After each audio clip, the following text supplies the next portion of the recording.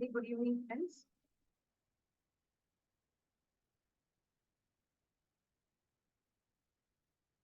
In today's class, we are going to revise once again topic which we have already seen, but to give more clarity. Which topic am I going to revise? It is going to be all about active and passive voice.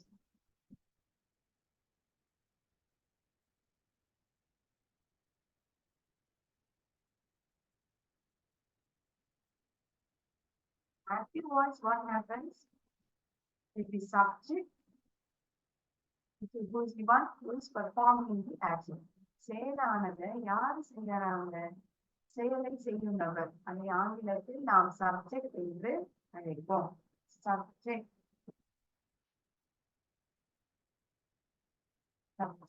are the ones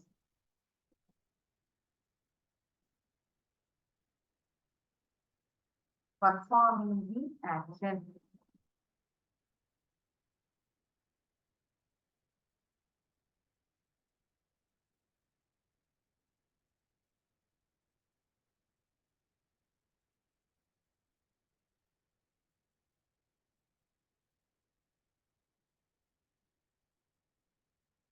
Birds build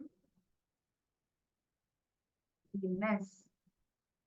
பறவைகள் கூடுகளை கட்டுகின்றன. Who builds the nest? It's the birds which builds the nest.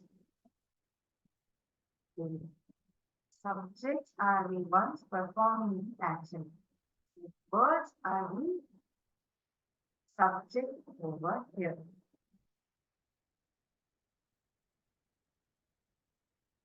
பறவைகள் அதை பற்றி தான் நாம் பேசுகிறோம். செயலை யார் செய்கிறார்? சப்ஜெக்ட். ஆங்கிலத்தில் சொல்ல வேண்டும் என்றால் சப்ஜெக்ட். செயலை செய்யக்கூடிய நபர். The one who performs the action is called as subject. Let's see one more example. God loves all. கடவுள் எல்லாரையும் நேசிக்கிறார்.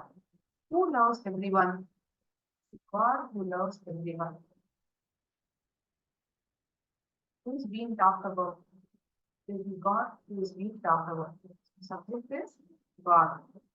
So in these two sentences, if we notice, the subject performs the action. Hence, we tell they are in active voice. அதனால் இந்த இரண்டு வாக்கியத்தையும் நாம் பார்க்கும் பொழுது இது செய்வினை சொல் active voice என்று நாம் கூறுவோம். Subject performs the action. Importance is given to the subject.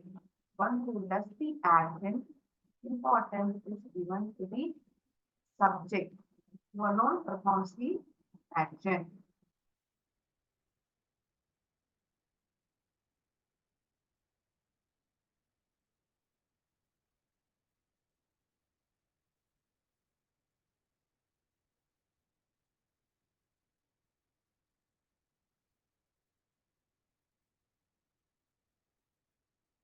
இதே வாக்கியத்தை நாம் இப்படி எழுதலாம். Nests are built. கூடுகள் பறவைகளால் கட்டப்பட்டுள்ளது. Nests are built by birds. இதே வாக்கியம் அர்த்தமானது ஒன்றுதான், ஆனால் நாம் எழுதும் முறை மாறுபடுகிறது. The way we write the sentence is quite different. In the first sentence, that is in this sentence, if you notice, we tell the birds are the ones who build the nest. Here we say nests are built by birds. Importance is given here to subject, whereas here action is being given importance.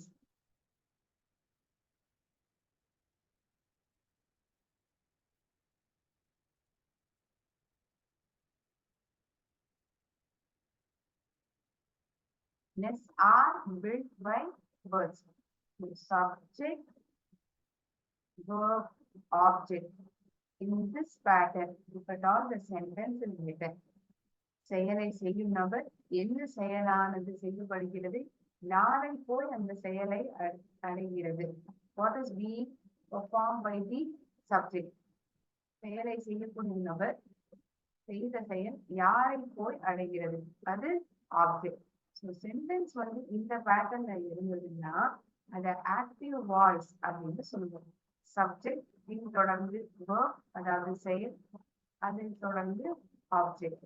இந்த பேட்டர்னில் இருந்தால் அது active voice. ஏபினா active voice, ACI, VE, DOI, CE. Suppose an object comes first.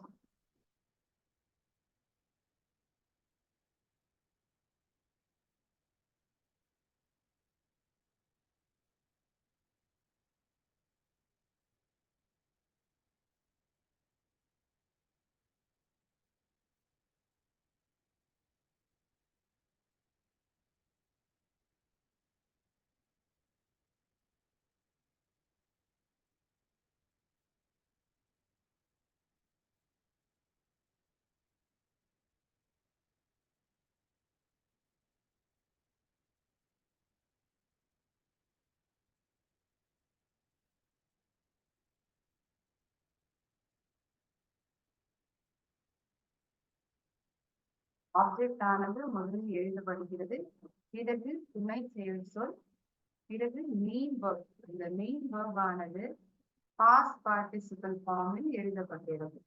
அப்படி என்றால் என்ன?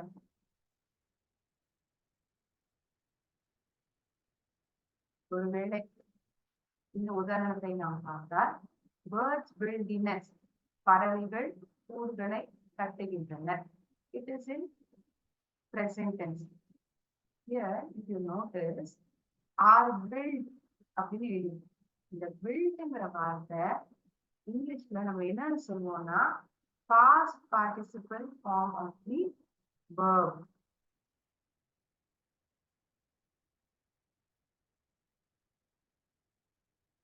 Build, simple present, past participle. Also, the word is build. In all the three forms, it is, sorry, the remaining two forms, V2 and V3, it is build.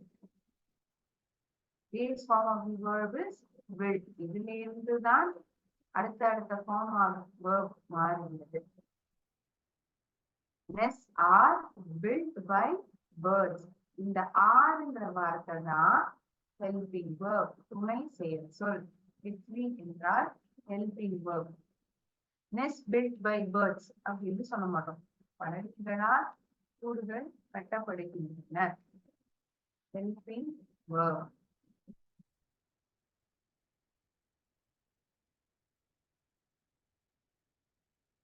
பிறகு இந்த by என்ற preposition-ஐ நாம் சேர்ப்போம். கடைசியாக செயலை யார் செய்தாரோ அந்த தகவலானது எழுதப்பட்டிருக்கும். சப்ஜெக்ட் verb ஆப்ஜெக்ட் இல்லையா, சப்ஜெக்ட் வந்து கடைசிக்கு போயிடும், ஆப்ஜெக்ட் வந்து முதல்ல வந்துடும். இது நடுவுல இருக்கிற அந்த verb ஆனது அதுல மாற்றம் ஏற்பட்டு பாஸ்ட் பார்ட்டிசிபல் ஃபார்ம்ல எழுதப்பட்டிருக்கும். Object, helping verb followed by past participle form of verb by preposition, then towards the end subject. Okay, this is the pattern how we transform a given sentence in active voice to passive voice. So how will I know, ma'am? எப்படி எனக்கு மாத்தணும்னு இப்படி நான் கண்டுபிடிப்பேன்? How will I identify?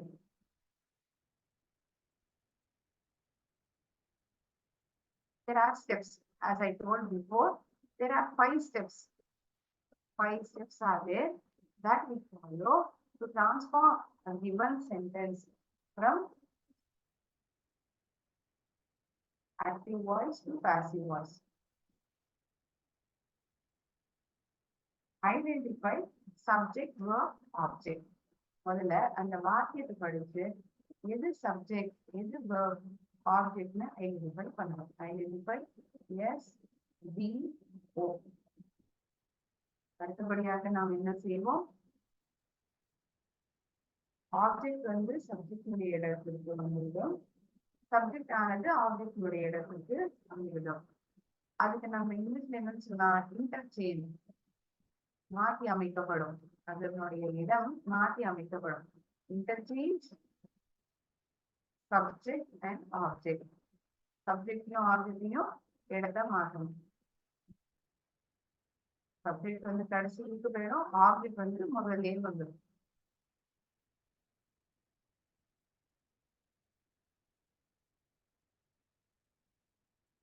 செயலை செய்யக்கூடிய நபருக்கு முக்கியத்துவம் கொடுக்கப்படுகிறது செய்வினை சொல் வாக்கியங்களில்.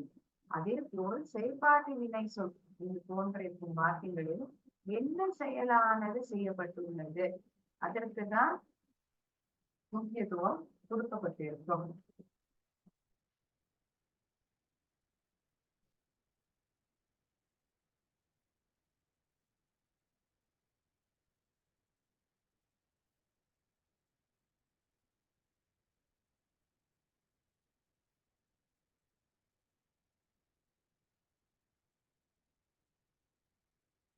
எழுப்பின்றோம்.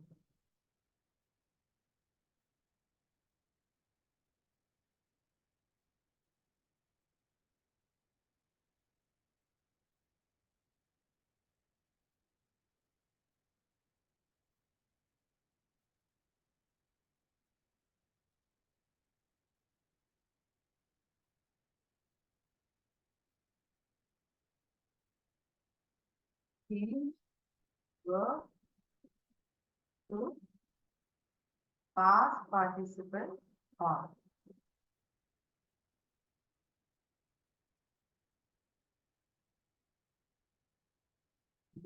அந்த அளவுக்கு புரிந்து என்றால் ரைட் எழுதுறது. ஐ ரைட் மை ஹோம்ஒர்க் டெய்லி. நான் என்னுடைய ஹோம்ஒர்க்கை தினைக்கும் எழுதுவேன். ஐ ரைட் மை ஹோம்ஒர்க் டெய்லி. இந்த இடத்தில் நாம் பார்த்தோம் என்றால் இந்த verb ஆனது பேஸ் ஃபார்மில் எழுதப்பட்டுள்ளது. நான் என்னுடைய ஹோம்ஒர்க்கை எழுதினேன். அடுத்த form changing into past form. Past form தான் V2 ஃபார்ம் அப்படின்னு சொல்றோம் இங்கிலீஷ்ல. அத இங்கிலீஷ்ல இந்த ரைட்டினுடைய வார்த்தை பாஸ்ட் ஃபார்முக்கு என்னன்னு எழுதுவோம்? Road. I wrote my homework yesterday. I wrote homework yesterday. நான் ஹோம்ஒர்க்கை நேற்றுக்கு எழுதினேன். எழுதுனேன் இல்ல எழுதினேன். wrote. written. homework is written by me. homework ஆனது என்னால் எழுதப்பட்டுள்ளது. இதுதான் இந்த ரிட்டன்ங்கிற வார்த்தை V3 ஃபார்ம் அல்லது பாஸ்ட் பார்ட்டிசிபல் ஃபார்ம் என்று நாம் சொல்லுவோம். பார்ப்பது, பார்த்தேன், saw, seen பார்க்கப்பட்டுள்ளது. B1 is seen பார்க்கிறது. பார்த்தேன் is B2. பார்க்கப்பட்டுள்ளது B3. சில வார்த்தைகளுக்கு B2வும் B3யும் ஒன்னாவே இருக்கும். இப்ப நம்ம போன உதாரணத்துல பார்த்தோம் build. பாஸ்ட் ஃபார்ம்லயும் build. பாஸ்ட் பார்ட்டிசிபிள் ஃபார்ம்லயும் build. அதற்கு முன்பாக எழுதக்கூடிய ஹெல்பிங் verb மாறும். அந்த வாக்கியத்துக்கு தகுந்தவாறு அது மாறும். ஆனால் இங்கு பார்த்தோம் என்றால் past and past participle form of verbs remains the same.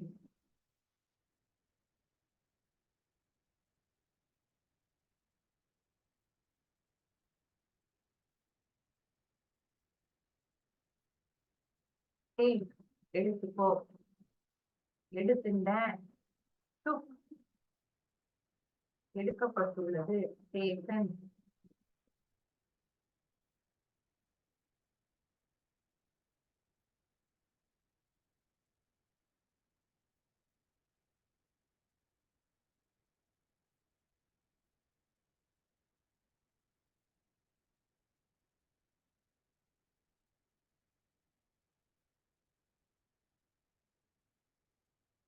எல்லாருக்கும் வேர்பனுடைய 3 விதம் 3 ஃபார்ம் புரிஞ்சிருக்கும்னு நினைக்கிறேன். Active voice and passive voice மாற்றி எழுதிருக்க. பாசிவ் வாய்ஸ்ல இருக்கக்கூடிய சென்டென்ஸ்ல வேர்ப் ஆனது பாஸ்ட் பார்ட்டிசிபிள் ஃபார்மில் எழுதப்பட்டிருக்கும். V3 என்றால் past participle. PAST, PAR, PI, CPLE. I'm sorry, CIPLE, participle.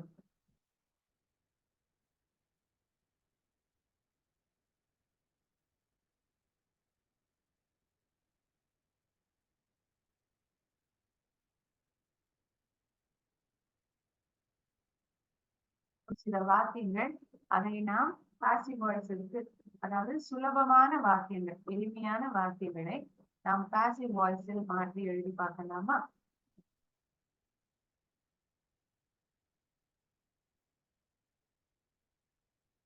Remember these 5 steps.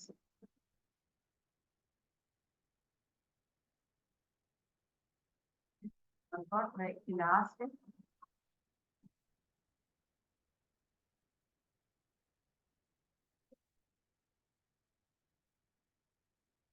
Add preposition by before the subject.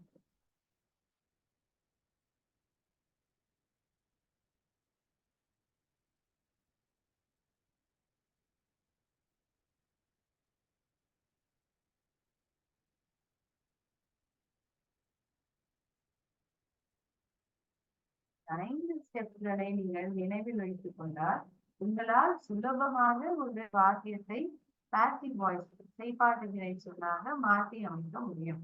முதலில் இந்த வாக்கியத்தில் கொடுத்துள்ள சப்ஜெக்ட் வேர்ப் ஆப்ஜெக்ட் என்னவென்று நாம் பார்க்க வேண்டும். பிறகு ஆப்ஜெக்ட் வந்து சப்ஜெக்டினுடைய இடத்திற்கும் சப்ஜெக்ட் ஆப்ஜெக்டினுடைய இடத்திற்கு மாற்றி அமைக்க வேண்டும். வேர்ப் ஆனதில் மாற்றங்கள் ஏற்படும். சிம்பிள் டென்ஸ்ல இருக்குன்னா அந்த பாஸ்ட் பார்ட்டிசிபிள் ஃபார்மா எழுதணும். அதற்கு முன்பாக ஒரு துணை செயல் சொல் helping verb is, are, was, were, being இது போன்ற வார்த்தைகள் ஹெல்பிங் வேர்பாக நாம் பயன்படுத்துவோம். அது வாக்கியத்துக்கு தகுந்தவாறு நாம் எழுத வேண்டும்.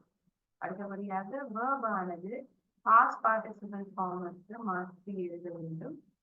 சப்ஜெக்டுக்கு முன்பாக கடைசி ஸ்டெப்பில் நாம் பை என்ற ப்ரொபோசிஷனை சேர்ப்போம். சில வாக்கியங்களில் அதை நாம் உபயோகிக்கவும் மாட்டோம். எல்லா வாக்கியத்திலும் பை என்ற ப்ரொபோசிஷனை சேர்ப்போம் என்றால் அது கிடையாது.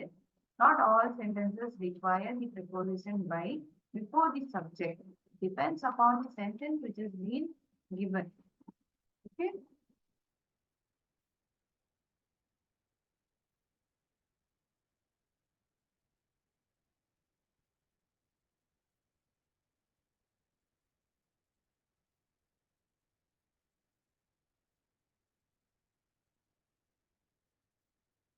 The steps follow பண்ணி நம்மளால சென்டென்ஸை வந்து மாற்றி எழுத முடியுதான்னு பார்ப்போமா?